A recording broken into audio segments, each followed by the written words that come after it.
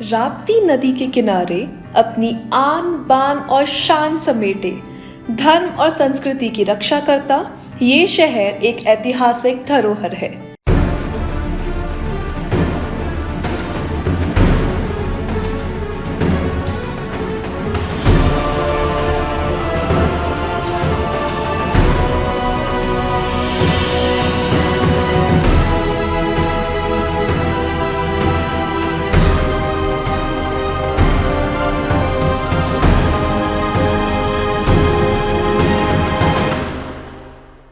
इस ताल पे आपको उड़ती हुई मछलियां भी दिखेंगी, जरा बच के रहिएगा।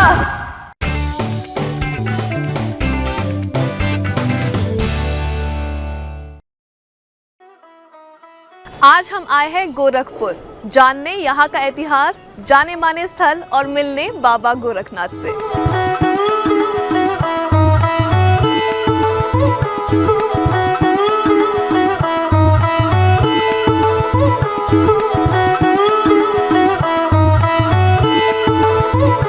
बाबा गोरखनाथ के नाम पर ही इस जिले का नाम गोरखपुर पड़ा। गोरखनाथ मंदिर के वर्तमान महंत श्री बाबा योगी आदित्यनाथ जी है।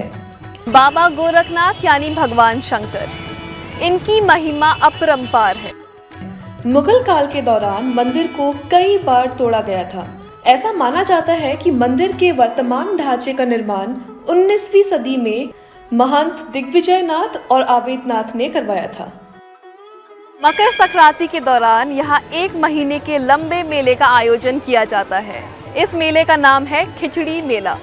इस मेले के दौरान पूरे देश और विदेश से लाखों और हजारों टूरिस्ट खिचड़ी चढ़ाने यहाँ आते हैं।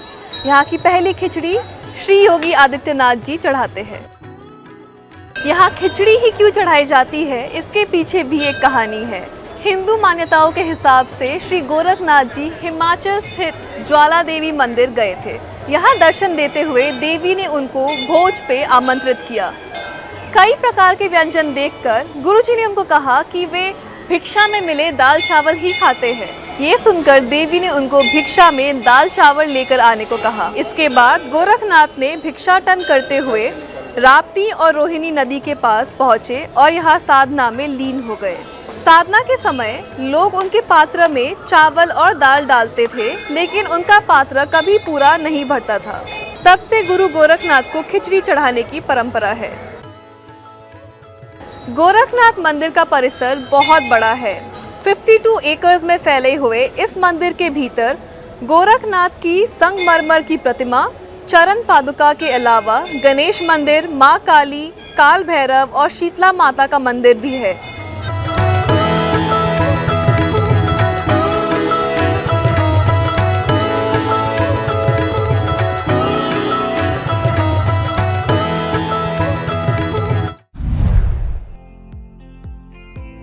आइए अब चलते हैं रामगढ़ ताल की सैर पर।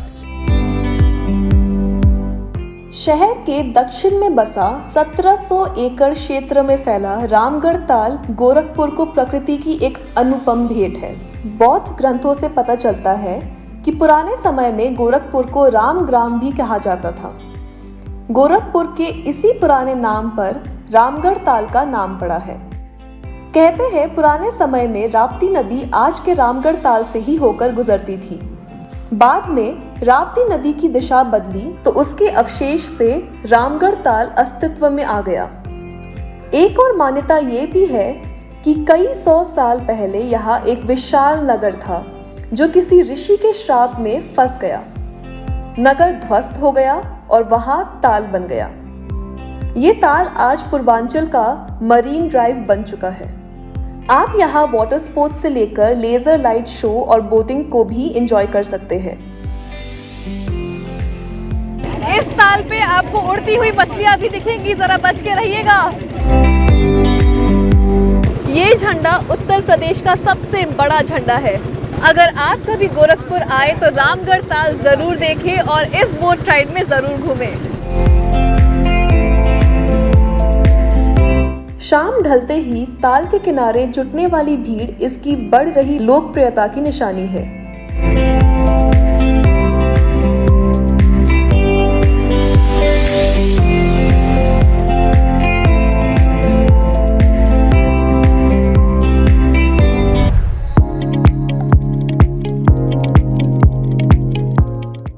होटल सरोवर पोर्टिको सेंट्रली लोकेटेड है और यहाँ की खास बात ये है कि यहाँ से सारे जाने माने स्थल 5 किलोमीटर के अंदर है।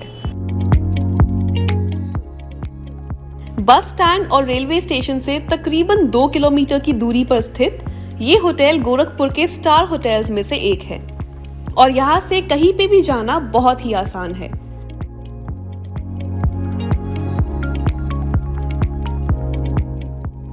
इस होटल के रूम्स भी काफी स्पेशियस है और बेड भी बहुत कंफर्टेबल है।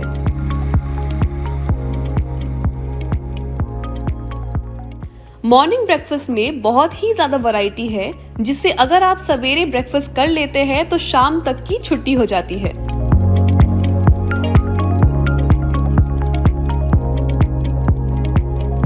निर्वाणा सरोवर गोरखपुर का एक बहुत ही बेहतरीन होटल है, तो जब भी आप गोरखपुर आते हैं तो इसी होटल में ठहरे और हाँ, हमें जरूर बताइए कि ये होटल आपको कैसा लगा। ये है चौरी चौरा शहीद स्मारक। 4 फरवरी 1922 को कुछ क्रांतिकारियों ने यहाँ मौजूद एक ब्रिटिश पुलिस चौकी में आग लगा दी थी। इसके चलते उस पुलिस चौकी के 22 पुलिस ऑफिसर्स जिंदा मारे गए थे। इस घटना के बाद कुछ क्रांतिकारियों को दोषी मानते हुए उन्हें फांसी दे दी गई थी।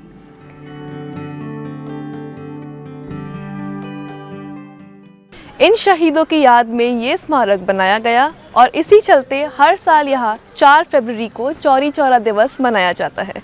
यहाँ सुबह शाम सैर का आनंद उठाया जाता है और साथ ही योग भी सिखाया जाता है।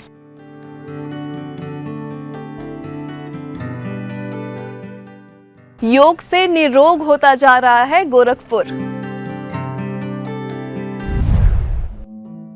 मुक्तेश्वरनाथ मंदिर। मुक्तेश्वरनाथ मंदिर का इतिहास 400 साल पुराना है। इस मंदिर का मुक्तेश्वर नाम इसके बगल में मुक्ति धाम होने के कारण पड़ा। ऐसी मान्यता है कि 400 वर्ष पूर्व यहाँ घना जंगल हुआ करता था। एक बार बांसी स्टेट के राजा यहाँ शिकार करने आए और जंगल में शेरों ने उन्हें घेर लिया। जान संकट में फंसी देखकर राजा ने अपने इष्ट देव भगवान शिव शंकर को याद किया। चमत्कार हुआ और शेर वापस लौट गया। इसी स्थान पर राजा ने भगवान का मंदिर बनवाने का संकल्प लिया।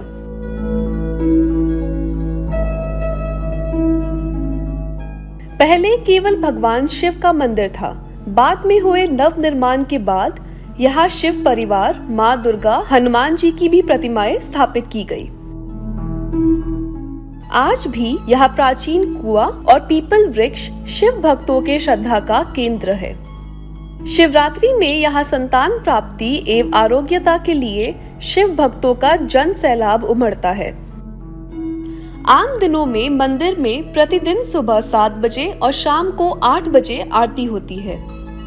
शिवरात्रि के दिन यहाँ रात्रि जागरण होता है। रात में 9 बजे, 12 बजे, भोर में 3 बजे और सुबह 6 बजे आरती होती है। लोग बाबा के पूजन अर्चन और जल अभिषेक के बाद यहाँ लगे मेले का लुत्फ उठाते हैं।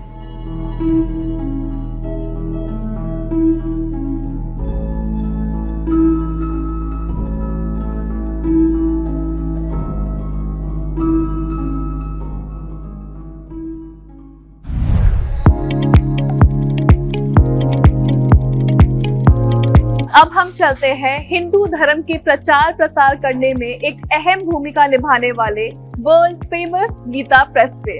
उत्तर प्रदेश के गोरखपुर जिले में स्थित गीता प्रेस की स्थापना सन 1923 में हुई थी और ये अपनी किताबों के लिए दुनिया भर के हिंदुओं में प्रचलित है।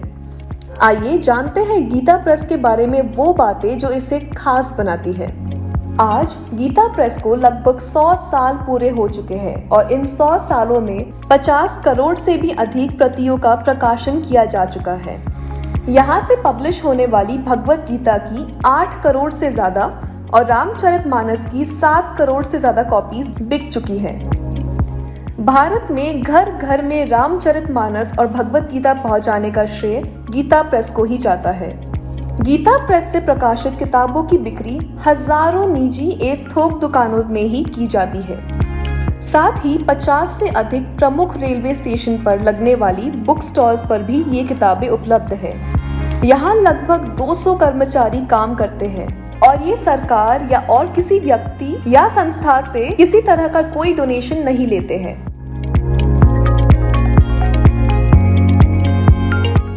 गीता प्रेस में कुल 15 भाषाओं में पुस्तक का प्रकाशन किया जाता है, जैसे कि हिंदी, संस्कृत, अंग्रेजी, तमिल, तेलुगु, कन्नड़, मलयालम, गुजराती, मराठी, बंगला, उड़िया, असमीज, गुरुमुखी, नेपाली और उर्दू। एक और बात जो यहाँ छपने वाली किताबों को बेहद खास बनाती है वो ये है कि इन किताबों में किसी भी जीवित व्यक्ति की फोटो नहीं छपती और ना ही किसी तरह का विज्ञापन प्रकाशित करती है। गीता प्रेस का संचालन कोलकाता में स्थित गोबिंद भवन के द्वारा किया जाता है।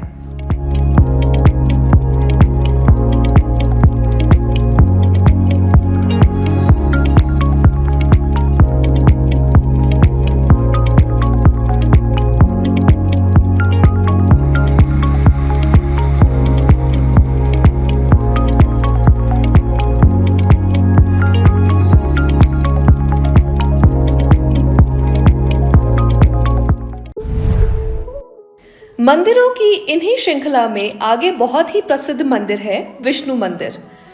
गोरखनाथ मंदिर से तकरीबन 8 किलोमीटर की दूरी पर ही है विख्यात श्री विष्णु मंदिर।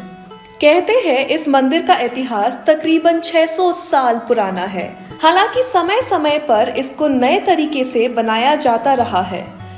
मंदिर में भगवान विष्णु की अत्यंत दुर्लभ काले कसौटी पत्थर की मूर्ति है, जिसे 12वीं सदी के समय की बताया जाता है। इस मंदिर की हिस्ट्री बहुत ही इंटरेस्टिंग है। कहते हैं पुराने समय में मझौली राज स्टेट में एक दीर्घेश्वर नाथ नाम का मंदिर था। यहाँ स्वयंभू भगवान शिव के साथ भगवान विष्णु विराजित थे। विष्णु और शिव के एक साथ दर्शन को यहाँ सैकड़ों श्रद्धालु उमड़ते थे। कहते हैं कि मंदिर को पाल वंशी राजाओं ने बनवाया था। कई सदियां बीतने के बाद अब औरंगजेब आगरा और दिल्ली की गद्दी पर बैठा। उसने कई मंदिरों पर आक्रमण किया, जिनमें से एक दीर्घेश्वर नाथ मंदिर भी था। इसके बाद विष्णु जी की प्रतिमा वहां से खो गई। इसके बाद 1914 में एक गोरखनाथ मिस्त्री नाम के चारवाहे की नजर एक काले पत्थर पर पड़ी। उसे मन हुआ कि ये इतना बढ़िया पत्थर है कि इसे घर ले जाना चाहिए। उसने पत्थर के आसपास की मिट्टी खोदकर पत्थर को बाहर निकाला। जब उसने पत्थर की मिट्टी साफ की तो उसमें करीब 3 फीट की चतुर्भुजधारी विष्णु प्रतिमा उभर आई। अब जमीन में से विष्णु जी की मूर्ति मिलने की ये बात फैली तो मूर्ति के बहुमूल्य होने के लालच में अंग्रेजों ने इसे रॉयल म्यूजियम लंदन में पहुंचा दिया। इसके बाद मझौली स्टेट की महारानी रानी श्याम सुंदर कुमारी ने कई सालों तक कानूनी लड़ाई लड़ी। तब जाके भगवान विष्णु की वो प्रतिमा 1915 में फिर से गोरखपुर आ सकी। रानी श्याम सुंदर कुमारी ने ही उस प्रतिमा के लिए एक विशाल मंदिर का निर्माण करवाया। इसके बाद से यहाँ हर शुभ व विशेष अवसर पर श्रद्धालु मंदिर में दर्शन करने आते हैं। कसौटी पत्थर जिससे ये मूर्ति बनी है बहुत ही कीमती है, क्योंकि इसी पत्थर से हीरे की शुद्धता की जांच होती है।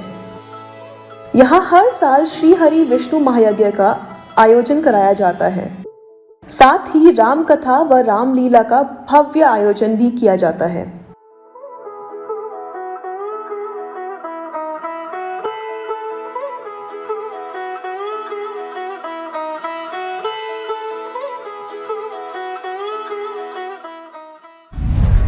आइए अब चलते हैं गोरखपुर जेल में बना पंडित राम प्रसाद बिस्मिल का प्रसिद्ध स्मारक। 11 जून 1897 में जन्मे पंडित राम प्रसाद बिस्मिल को काकोरी लूट कांड को अंजाम देने के लिए फांसी की सजा हुई थी। कुछ क्रांतिकारियों ने इस लूट की घटना को हथियार खरीदने के लिए अंजाम दिया था। इस घटना की सूचना ब्रिटिश हुकूमत को मिल गई, जिसके बाद घटना में शामिल 4 लोग राम प्रसाद बिस्मिल, अशफाक उल्ला खान, राजेंद्र लाहिड़ी और ठाकुर रोशन सिंह को फांसी की सजा दी गई थी। यही जेल की दीवार को तोड़कर ये बलिदान स्थल या स्मारक बना दिया गया था।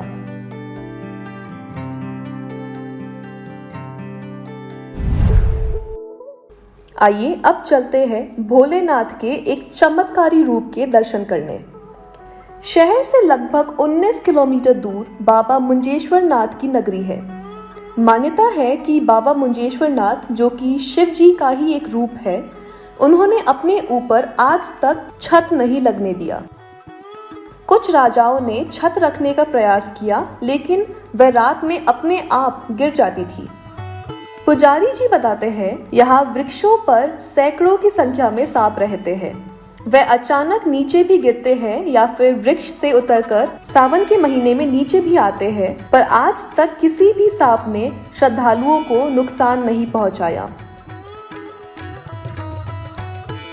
कहते हैं यहाँ के राजा मुंज सिंह सहित क्षेत्र के कई अन्य लोगों ने शिवलिंग पर मंदिर का स्वरूप देने का प्रयास किया, लेकिन बाबा के सर पर कोई छत टिक ही नहीं सकती थी।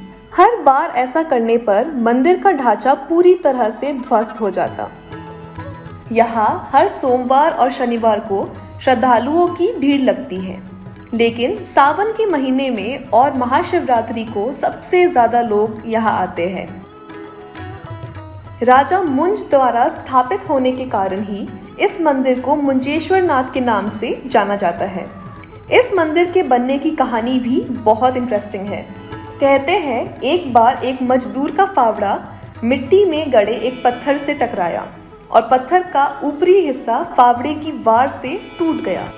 मजदूर ने जब पत्थर को वहां से हटाना चाहा, तभी उस पत्थर में मजदूर को भगवान शिव की आकृति दिखाई दी और टूटे पत्थर से दूध की धारा बहने लगी। मजदूर इस दृश्य को देखकर डर गया और उसने वहां से राजा मुंज सिंह को सारी कहानी बताई। राजा मुंज को भी उसी रात सपने में भगवान भोले शंकर दिखाई दिए। राजा मुंज ने इसे शिव जी का आदेश मानकर शिवलिंग को विधि विधान से उसी स्थल पर स्थापित किया।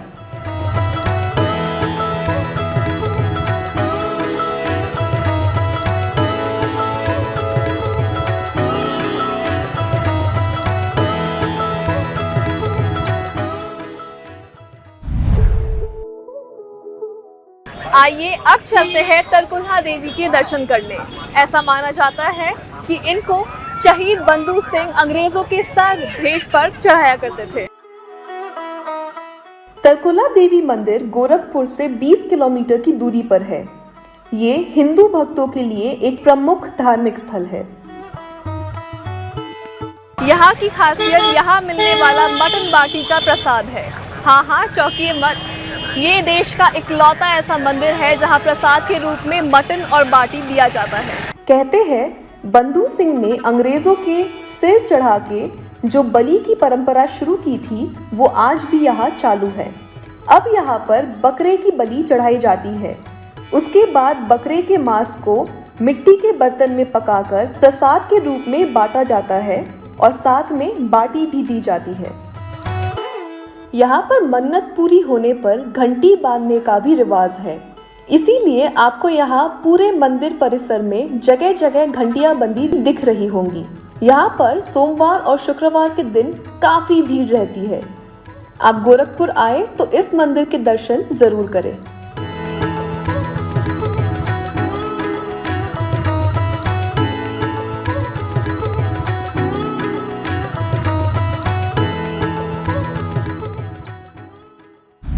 शहर तो घूम लिया, पर यहाँ आने के बाद अगर आपने यहाँ के तीखे, चटपटे और मसालेदार खाने का लुत्फ नहीं उठाया तो शहर का मजा अधूरा सा रह जाता है। इसलिए एक बार यहाँ के चाट और समोसे का लुत्फ जरूर उठाइए।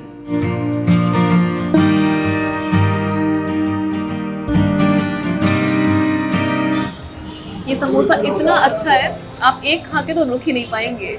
सर, आपका नाम क्या है? राजेश कुमार गुप्ता। राजेश सर, आपने इतने टेस्टी समोसे बनाने सीखे कहाँ से? पहले पिताजी हमारा काम करते थे, करीब 47 से 1947। क्या इसी जगह पे आपके पिताजी समोसा इसी बेचा जगह- इसी जगह करते? से। तो ये दुकान कितनी पुरानी है? 75 75 साल पुरानी दुकान है ये। और आपने शुरू में समोसा कितने रुपए से बेचना शुरू किया था? उस समय तो हम अपने होश में आए तो 10 पैसे का 10 पैसे का। हाँ। 10 पैसे से 10 रुपए का samosa and so good. Thank you Rajesh ji, हम जरूर आएंगे। अब हम आए हैं यादव चाट हाउस, यहाँ की मशहूर चाट और कुल्फी खाने।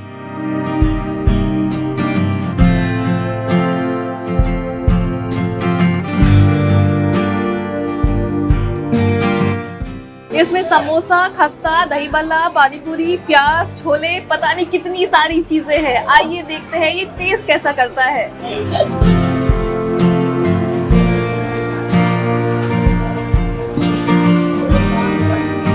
मसालेदार, चटपटा, फुल ऑफ फ्लेवर्स। अगर आपको ये वीडियो पसंद आया हो तो इसे लाइक कर दीजिए और हमारे चैनल को सब्सक्राइब कर लीजिए। मिलते हैं अगले वीडियो के साथ। और हाँ, अगर आप गोरखपुर जाते हैं तो कमेंट बॉक्स में मुझे अपना एक्सपीरियंस जरूर बताइए। Thank you. मछली